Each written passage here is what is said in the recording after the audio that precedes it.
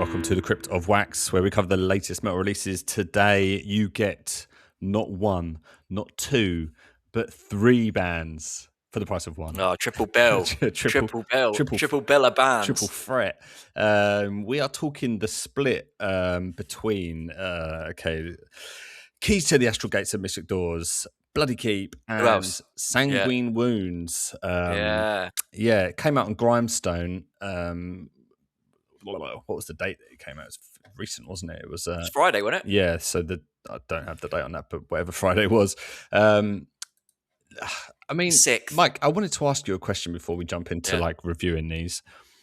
Did you have a favorite of these three going into this, or had you like Going into it, Yeah, probably Bloody Keep. I'd heard all three of the bands before, but not. I mean, Sanguine Wounds. I'd actually probably only gave a very brief listen to at some point. well, I'd heard Sanguine more Wounds by is more. Bloody Keep. There's that kind of dungeon synth element to Sanguine Wounds, and 'cause there was a split with Tra in. Yeah, I think that's what I heard them on. Yeah. But yeah, sorry, as you were. No, and Keys to the Astral Gate and Mystic Doors. I'd heard a bit of them as well. Probably, if you had to ask me prior to this, it would Bloody Keep, which was the question, wasn't it? It was the question, and I was in the same boat, Mike. I think Bloody Keep was the band that I'd spent the most time with. So like Bloody Keep is Abysmal Spectre, who owns Grime Stone, right, and he's also in Old Nick and Curtain Wall. So yeah, that was like the kind of band that I'd sort of known the most from that. But then I guess a follow up question is, Mike, does that ring true after checking this out? Is that kind of your takeaway? What that I still what that I like Bloody Keep more than the other two. Too. Yeah, Is that what you mean? yeah. Do you know what? This was a bit interesting for me. This split because on first listen, I would have said yes. I thought the Bloody Keep stuff stood out, and it does stand out because production wise, it's very different. It's not as raw Mm. as the other bands on there, and stylistically, it's quite different as well, isn't it? It's got more of a heavy metal feel to it. More of just I'm not saying Sanguine Wounds and Keys to the Astral Gate. Can we shorten that for this? Keys. Keys and Sanguine Wounds. There's not saying they sound the same, but there's similarities in how they're doing it and production wise and stuff. Whereas Bloody Keep does stand out. But on listening to it, I would say what I enjoyed the most on it changed from Bloody Keep to a different band. I'm in the same boat as you going into that. Yeah, like I said, Bloody Keep was one I sort of checked out the most. I take ages explaining that. It felt like a long time. No, it was fine. It's like what you were saying. Yeah, it was kind of Bloody Keep. The production was a lot. It was a lot different. It was there was kind of more clarity, and there was it's more riff centric, isn't it? It's more riff centric black metal. Whereas Keys have that kind of more. I don't know. I don't want to say like it's pure atmospheric. It is very raw as well, but like the vocals sit a lot lower in the mix than and similar to Sanguine as well. But I'm in the even more so in Sanguine Wounds. The vocals are sort of barely audible at points. Yeah. Really. Not that that's not like a negative, but you don't listen to them to pick the it vocals out. don't drive the changes in the song. No, it's almost like a sonic layering of like. It sounded almost like winds in a way, but let's instead of like jumping around all over the place, that was my bad questioning, but I just wanted to kind of know if you had a favorite going into this versus going out of it, if you maybe picked up on a better one. Yeah. But let's start with how the split starts with Keys. They had 3 tracks on this, one of them being an interlude, which I found a little bit interesting. But the first track was the longest one on the record, wasn't it? Coming in at 7 minutes 34. I really enjoyed this, man. I thought they're really great use of melodies. They were quite slow and drawn out. It wasn't like a sharp burst of like melody in that sense, but it was quite rewarding. It was quite triumphant as well. And the vocals sat, like we spoke about, quite neatly beneath the guitars. Like the guitars were the main focus point of this, I thought.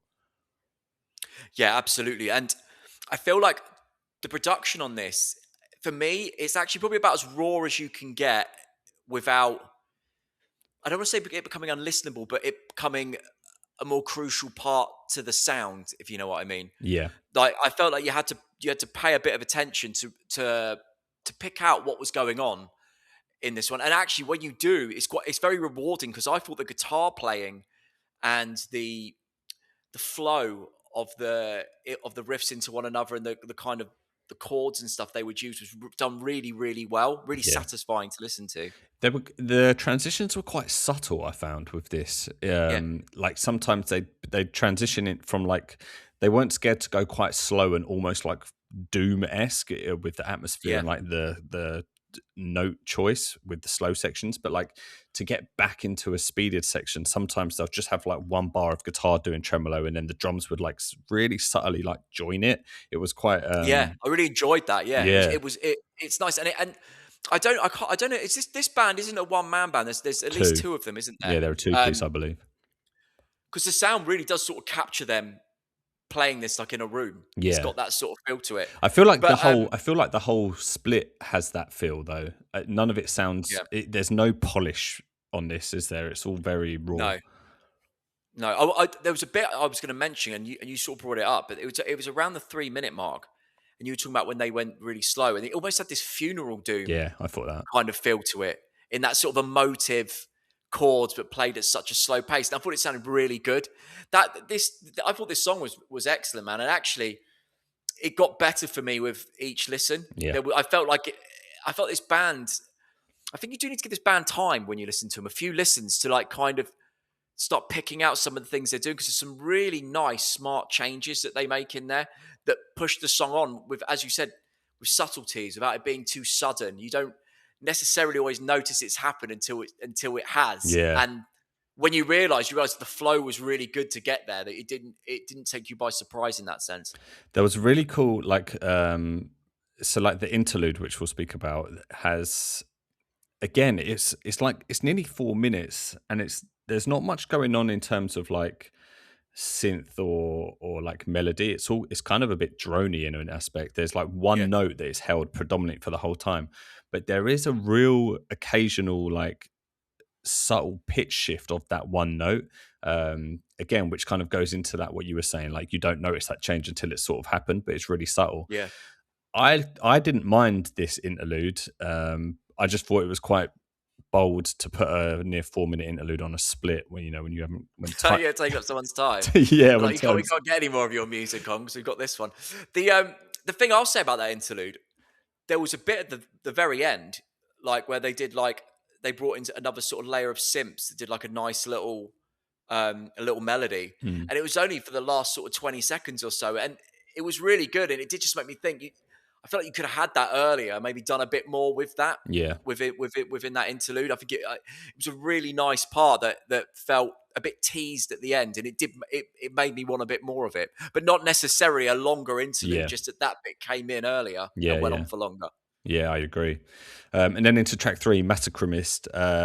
Again, like really cool riff slash lead lines that happen in this song. Super triumphant. There was a really cool one around 50 seconds and really Oh great. man, You know the one I mean? can we talk about that? I thought that bit was like one of the best bits on the split. That change, Yeah. like where it goes into the sort of kick snare, quite fast but not blast, like kick snare, and then the melodic riff that it's on, I thought was amazing. That's probably my favorite riff on the album. Yeah, I'm probably in agreement with you. I love that bit. And this song actually had some really cool changes of paces that, again, like happened without you almost realizing. And then when it does, you're like paying attention to it.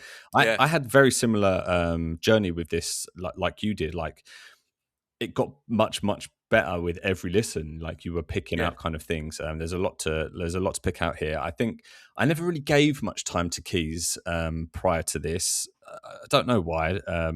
Maybe the obscene logo put me off slightly. I don't know, but I'm Did you?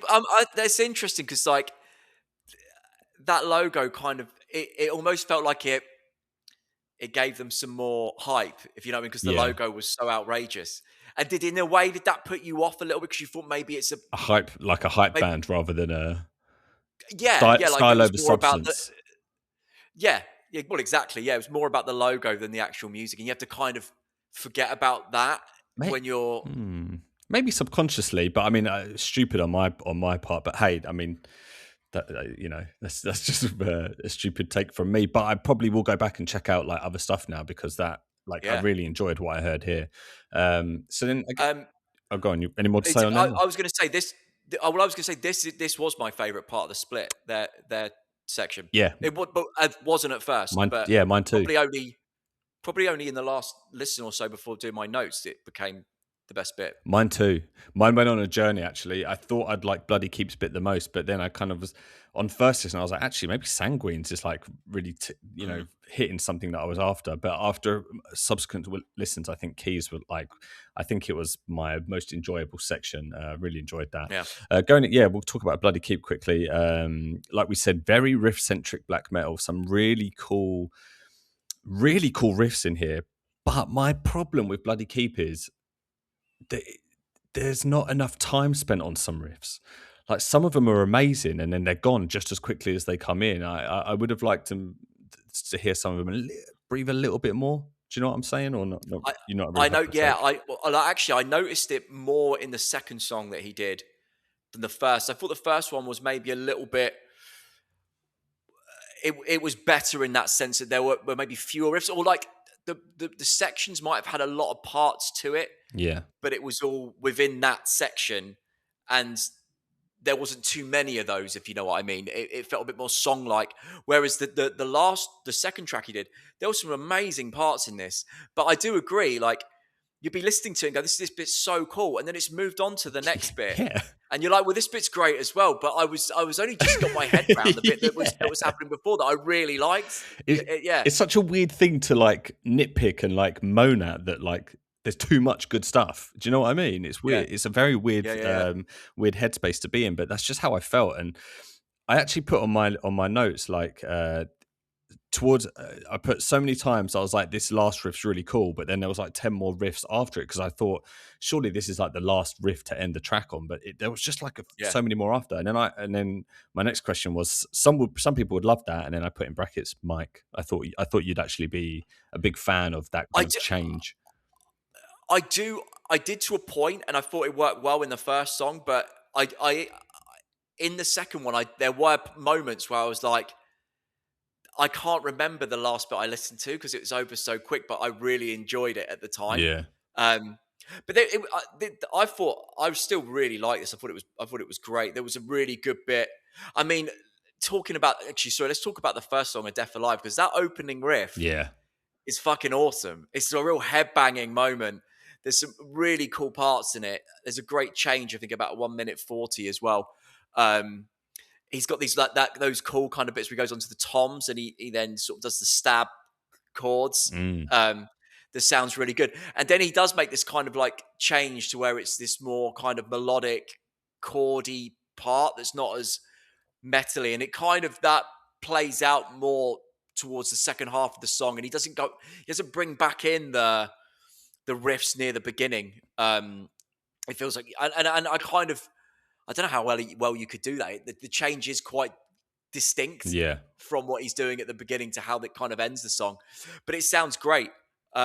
Second song, yeah, that's you've kind of this, you've got that old school heavy metal riff. Again, it's kind of similar in a sense that you've got that sort of that it starts off metally as well, doesn't it, at the beginning, and then changes into a more melodic kind of chord riffs. Well, I found the very first riff of that of Students of Scholomance very weird because it sounded like shouldn't have been on a black metal record. Yeah, It had a feeling to it that I couldn't quite pinpoint, but it made sense once it transitioned into the next riff. It was like a variation of it with more tremolo picking and like picking out a bit more of like an yeah, evil undertone of it. And I think it was like just a way to open the track, like almost recycle a riff without having to like expand on that kind of tremolo version of it. But I feel like he could have just started on that, like all coming straight in. I feel like that first riff wasn't needed. And again, it's just like a nitpick of maybe too much thrown in for this.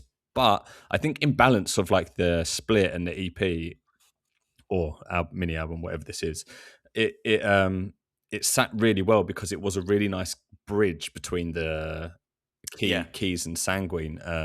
So I thought it was actually really well placed and like a nice breakup of sounds. But then Yeah. go, I mean, it's the most standout still part of the album, isn't yeah, it? I agree. Yeah, agreed. And then yeah, I guess lastly we'll talk about Sanguine Wounds. I had only really heard the Tra split, never really checked out or dived deeper. So this was all kind of like I didn't really know what was going to come, or whether it would just be like dungeon synth or black metal, or but I was really impressed with what came out. It was very atmosphere heavy. It was very raw. The guitar work was doing a lot of the heavy lifting. The vocals were sat very deep in the mix, like almost inaudible, but almost creating some sort of soundscape. But it was what I liked about this was that it was like the songs would meander and like morph rather than be like quite structured and sectioned. It was Yeah. they were almost like pieces rather than songs, which I thought was quite a nice way to like end this split.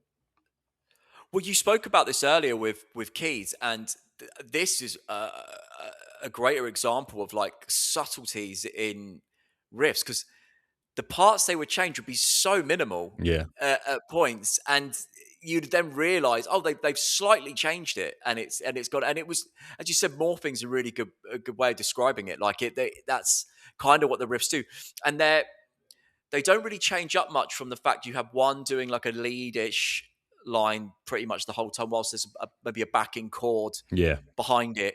Um, One thing I did notice with the production being kind of so ambient, the drums, I noticed were probably making the most changes in the song, like in yeah, the way he would change his beat, but they were quite hard to pick out yeah, because they sat so far back in the mix that you had to kind of really listen out for the changes he was making. Because where the guitars changed so subtly, it felt like his what he was doing was making the more major changes to the riffs to like push them forward and stuff with it. But yeah, you couldn't really hear it all that clear when those were happening. But when you did, he was doing a lot of like kind of weird, almost post-punk, simple, quite drums over it. Like he'd be doing the blast, and he'd go into like a kind of kick snare kind yeah. of thing, and it was good. I thought it had it sounded quite different to other stuff, but so subtle. It was hard to realize those Pick out. differences at first. Yeah, I mean,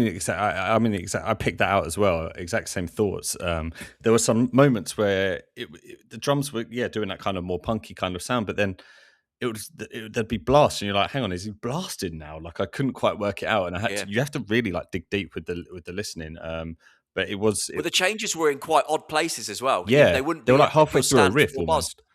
Yeah, yeah, and it was kind of cool because it was different, and I think it elevated it from being just kind of almost background, kind of ambient sort of black metal. I think his changes made it stand out from probably a lot of bands that are doing maybe something similar, but not quite as Yeah. interesting as Sanguine Wounds are doing it. Yeah, the production definitely was a standout like focal point on this. And there was a weird production moment actually on track 7, the final track, Folies of the Winter's Oh my Past. god, yeah, we got to talk about this because this is weird. Yeah. I thought I'd done something to my phone. Oh, okay. So you picked it out as well. That's good to know that it wasn't just me being a bit weird. It was around 1 minute 10 ish.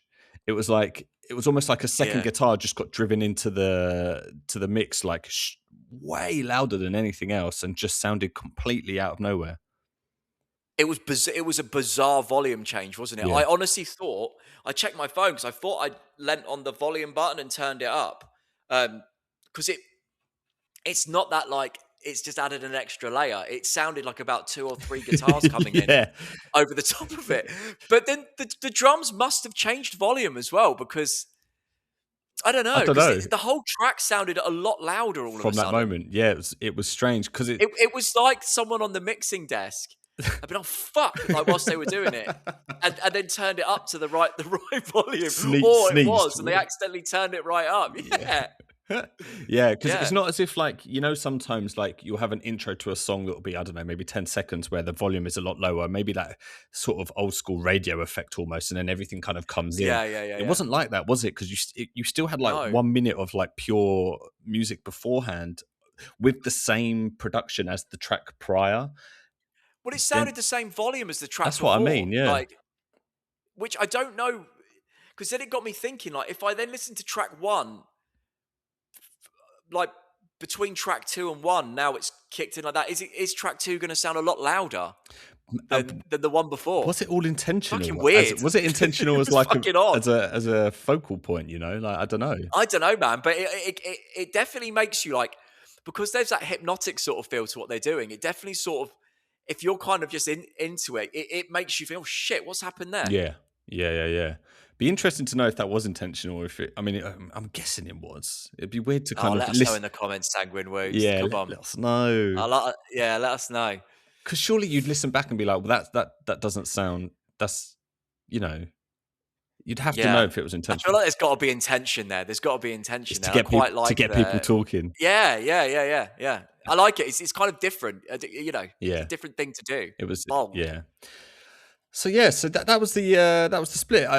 Enjoyable listen. I'm actually going to go and check out more of Keys to the Astral Gates and Mystic Doors now, which is quite exciting. But definitely check this one out if you're into those kind of Grimestone US bands. You know, that kind of a kind of slightly more unique take on black metal, isn't it? It's not your straight up stuff. I feel like this is quite a good gateway to it though, because it's not got the kind of eccentricities of something like Curtain Wall or something like that. It's probably, Yeah, if as an introduction to the label, it's probably not a bad way in, because it's not, you know, they do obviously some very, very interesting stuff that might not be to everyone's taste. Whereas I think if you're into that kind of raw black metal, but you haven't heard the Grimestone bands, this is probably yeah. a good gateway in there. Good take. Let us know what you thought of this split in the comments, and if you have got to this point in the video, thank you for sticking around. Give us a like and a subscribe. We have videos every Wednesday and Friday covering the latest metal releases. But yes, we'll catch you in the next one.